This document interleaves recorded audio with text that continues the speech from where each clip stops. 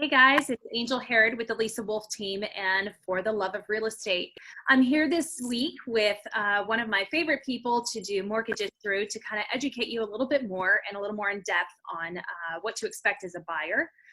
The past couple of weeks, we've been speaking about what to expect from the offer, what to expect from inspections. So now we're going to have Matt talk to you guys about some of the myths that come with buying a home and what's true and what's not true and what to actually expect from a mortgage lender such as Matt. So Matt, thank you so much for joining me today. I really appreciate you taking the time out and talking to us. So what can you give us? Yeah, you got it. Thank you, Angel. Thanks for taking the time. And I think this is really cool that you're doing this for your followers and for the people that want to own real estate. I think it's super important to get this information out to them. Absolutely. So take it away, Matt. It's all you. Okay. Well, I'm Matt Brua with Fairway Mortgage and local lender out of Lake Zurich for the last 23 years. Actually grew up in real estate. Parents are both realtors and not anymore, but grew up in it. Love it. Love the game. Love the money behind the real estate, between investing in it and owning it. And I just think it's a huge piece to people's financial success. Yes. To own real estate versus rent real estate. Not that renting is horrible, but if you had your choice, I think owning is just a huge part of it. And a lot of times, what keeps people from buying real estate is more of a myth or more of a, things they hear about, they see online, but they don't really understand it, or it's something that it's just not true. Right. And that is the problem with the internet, is there's just too much information out there. And a lot of times the internet is not accurate, especially when it comes to mortgages, Angel. Right. Absolutely.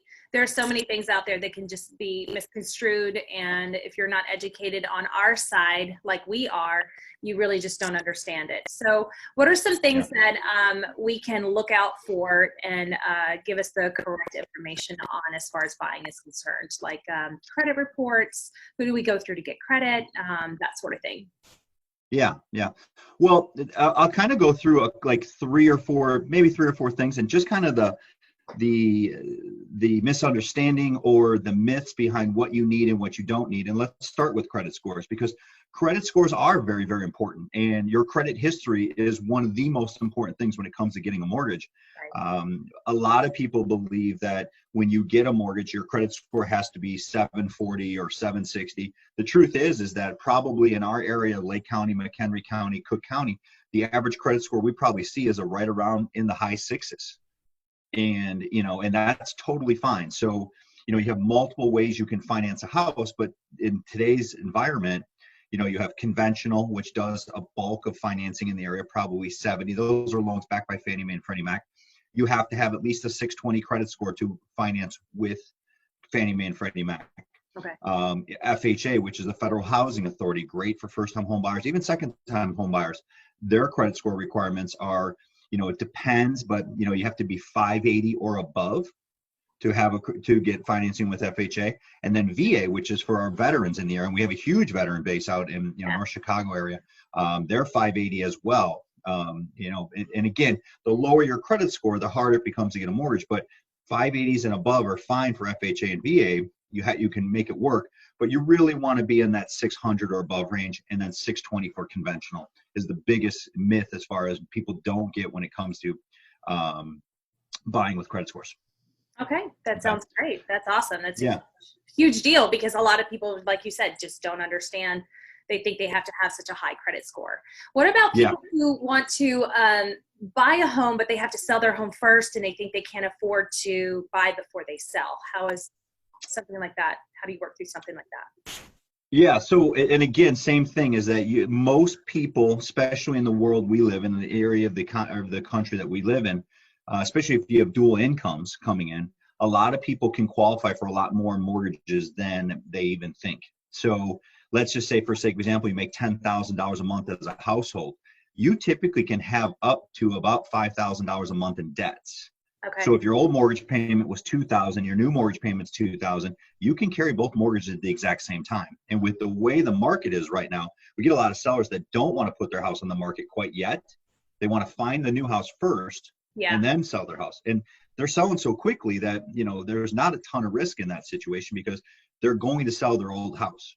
Especially if they employ you guys and you stage it right, and the services that you guys provide on Lisa Wolf's team, the odds of not selling that house before the other one's bought is very, very slim at this point, I would think. So, Yeah, absolutely. But yeah, most people don't know that they can definitely buy the new one without selling the old one, especially when it comes to qualifying. So down that same path, I mean, let's talk about down payment, Angel, real quick. Yes, That's probably absolutely. the second biggest thing that people come to us and say, well, I don't have a down payment. Well, Right. VA requires no down payment. FHA requires a 3.5% down payment.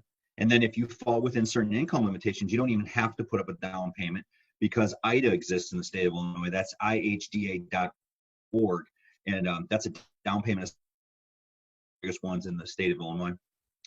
So you have 3.5% down with FHA, and then conventional, which are loans backed by Fannie Mae and Freddie Mac, those only require a 3% down payment as well. So if you're a first-time home buyer and you're buying a $200,000 house, you can literally buy a house with $6,000 because we use your $6,000, and then we have, the seller pay for some of your closing costs, which you probably know. I mean, there's probably statistics that 30 to 40% of contracts have a seller closing cost credit because most buyers have a real hard time coming up with down payment plus closing costs. Absolutely. So, yeah, absolutely.